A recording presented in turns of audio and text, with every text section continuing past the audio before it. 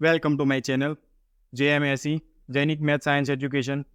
આજે આપણે ધોરણ 8 વિષય ગણિતની અંદર સ્વાધ્યાય સોલ્યુશન જોવાના છીએ. ચેપ્ટર નંબર 3 ચતુષ્કોણની સમજ નો સ્વાધ્યાય 3.2. જો ચેનલ ઉપર પહેલી વાર હોય તો ચેનલને સબસ્ક્રાઇબ કરો અને બાજુમાં રહેલ બેલ આઇકોન ઓલ પર સેટ કરો જેથી નવા આવનાર વિડીયોના નોટિફિકેશન તમને મળતા રહે. ચાલો આપણે જોઈએ ચેપ્ટર નંબર 3 ચતુષ્કોણની સમજનું સ્વાધ્યાય 3.2. પ્રશ્ન 1. નીચેની આકૃતિમાં x શોધો. અહીંયા એક બહિષ્કોણ આપ્યા છે x 125 અને 125.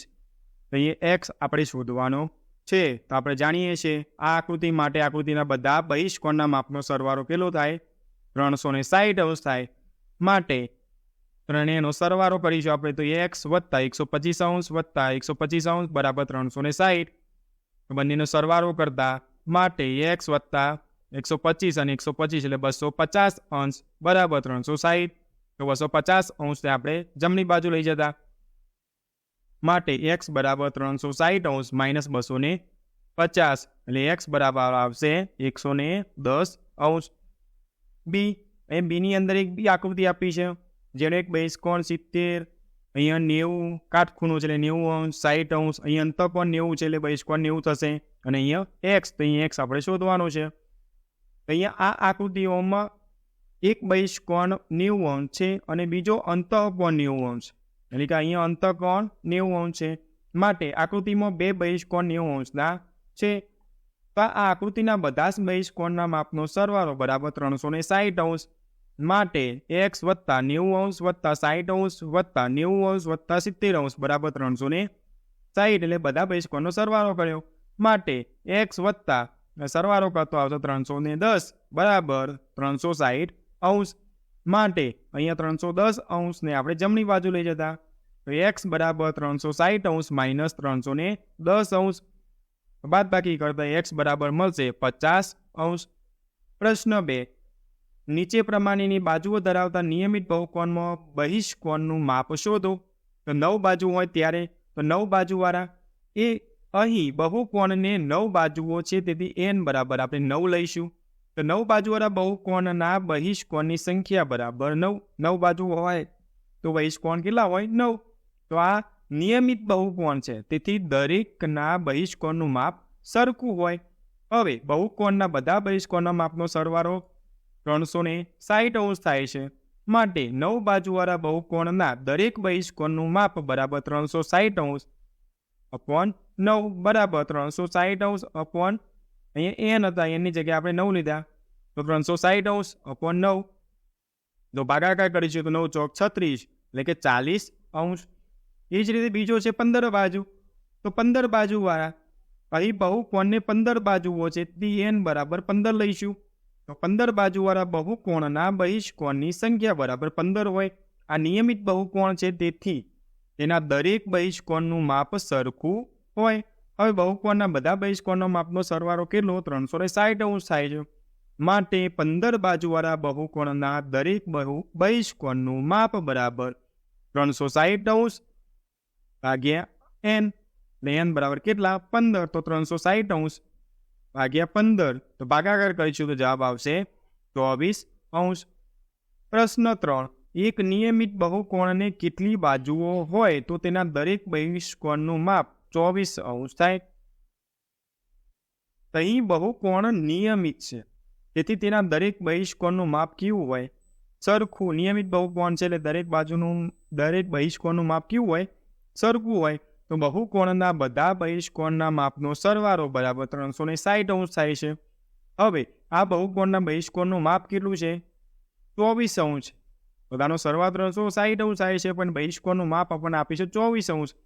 માટે આ બહુકોણના ખૂણાઓની સંખ્યા બરાબર 360 અંશ ભાગ્યા 24 અંશ બરાબર કેટલા? 15.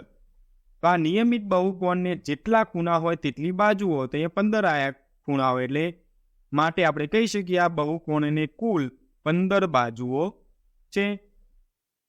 પ્રશ્ન 4.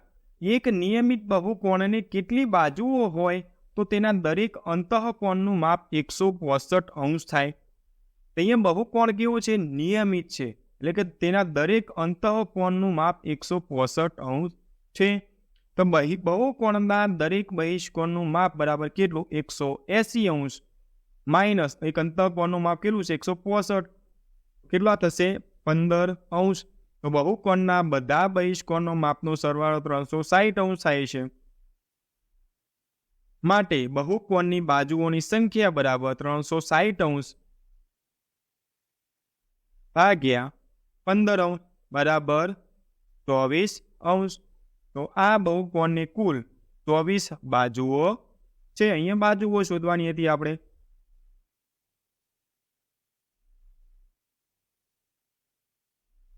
પાંચ નો એ છે એવો નિયમિત બહુકોણ શક્ય છે કે જેમાં દરેક બહિષ્કોણનું માપ 22 હોય. તો આ બહુકોણના બહિષ્કોણનું માપ 22 છે. માટે બહુકોણની બાજુઓની સંખ્યા બરાબર 360 અપોન 22. તો ભાગાકાર કરીશું આપણે તો 180/11. જો આ બહુકોણ એ નિયમિત બહુકોણ હોય તો તેની બાજુઓની સંખ્યા પૂર્ણ સંખ્યા અંકમાં જ મળવું જોઈએ, પણ અહીંયા પૂર્ણ નથી, અપૂર્ણાંક સંખ્યા છે. તો અહીંયા 180/11 એ પૂર્ણ સંખ્યા નથી, એટલે જવાબ આવશે ના. નિયમિત બહુકોણ બહિષ્કોણનું માપ 22 ન હોઈ શકે. બી, શું આ માપ નિયમિત બહુકોણના અંતઃકોણનું હોઈ શકે? કેમ? તો આ બહુકોણના અંદરના ખૂણાનું માપ છે 22. તો બહિષ્કોણનું માપ કેટલું થશે? તો 180 માઇનસ 22. 180 માઇનસ 22 એટલે 158. તો બહુકોણના બાજુઓની સંખ્યા એટલે 360 બહિષ્કોણનું બધા બહિષ્કોણનો સરવાળો ભાગે 1નું માપ કરીશું આપણે. તો 180/79. એટલે જો બહુકોણ એ નિયમિત બહુકોણ હોય તો તેની બાજુઓની સંખ્યા એ પૂર્ણ અંકમાં મળે. જુઓ 70 અહીં જે છે એ પૂર્ણ સંખ્યા નથી. અહીંયા જે જવાબ છે એ જ અહીંયા લખવાનો છે. તો ના, નિયમિત બહુકોણના અંતઃકોણનું માપ 22 ન હોઈ શકે. 6. એ નિયમિત બહુકોણમાં અંતઃકોણનું ઓછામાં ઓછું માપ કેટલું હોઈ શકે? કેમ? તો નિયમિત બહુકોણની બાજુઓની સંખ્યા ઓછામાં ઓછી કેટલી હોય? 3 બાજુ હોય ત્રિકોણની. માટે 3 બાજુઓ વાળો નિયમિત બહુકોણ એ કયો? તો સમબાજુ ત્રિકોણ છે. તો સમબાજુ ત્રિકોણના દરેક ખૂણાનું માપ કેટલું થાય? 60 થાય. તો માટે નિયમિત બહુકોણના પ્રત્યેક અંતઃકોણનું માપ ઓછામાં ઓછું કેટલું હોઈ શકે? 60 છે એ હોઈ શકે. બી, નિયમિત બહુકોણમાં બહિષ્કોણનું વધુમાં વધુ માપ કેટલું હોઈ શકે? તો નિયમિત બહુકોણના પ્રત્યેક અંતઃકોણનું માપ પ્લસ તેના બહિષ્કોણનું માપ બરાબર બંનેનો સરવાળો કેટલો? 180 થાય. તો નિયમિત બહુકોણના પ્રત્યેક અંતઃકોણનું ઓછામાં ઓછું માપ કેટલું? 60 હોઈ શકે. તો બહુકોણના બહિષ્કોણનું માપ વધુમાં વધુ કેટલું? તો 180 માઇનસ 60 બરાબર કેટલા હોઈ શકે? 120 હોઈ શકે છે. ના વધારે ન હોઈ શકે. તો આજે આપણે સ્વાધ્યાય 3.2નું સોલ્યુશન જોયું. જો વિડીયો ગમ્યો હોય તો વિડીયોને લાઇક કરજો, બીજા મિત્રો સાથે શેર કરજો, અને ચેનલ ઉપર પહેલી વાર હોય તો ચેનલને સબસ્ક્રાઈબ કરો અને બાજુમાં રહેલ બેલ આઇકોનને ઓલ પર સેટ કરો, જેથી નવા આવનાર વિડીયોના નોટિફિકેશન તમને મળતા રહે. Thanks for watching.